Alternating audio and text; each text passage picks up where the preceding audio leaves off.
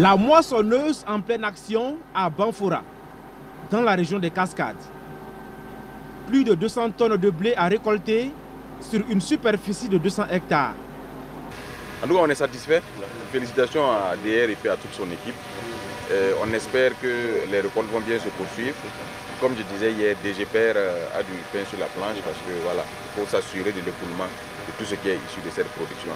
Le ministre encourage les producteurs à accélérer les récoltes avant qu'une pluie ne tombe.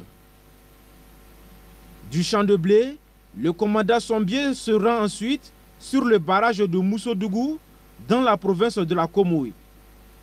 Ici, le ministre d'État chargé de l'agriculture et des ressources halieutiques procède à l'empoisonnement des cases flottantes.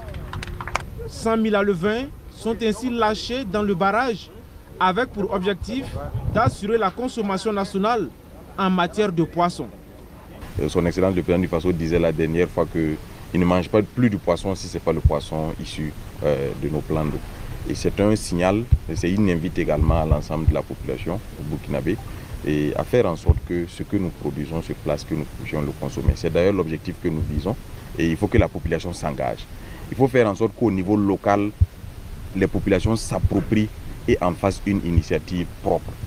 Dans moins de 6 mois, ce seront environ 600 tonnes de tilapia qui seront pêchées par an dans ces 20 cases flottantes. Au niveau de grossissement de poissons, ça diffère de les qualités de l'eau. Mais les techniciens ont prouvé que la qualité de l'eau qu'on a au barrage ici, ça peut aller de très vite. Ça veut dire qu'au maximum 4-5 mois là, on aura vraiment de poissons de cases flottantes de barrage de Moussodougou. Ce barrage vient compléter à 4 le nombre de retenues d'eau déjà empoisonnées au Burkina Faso dans le cadre de l'offensive agro-pastorale et halieutique.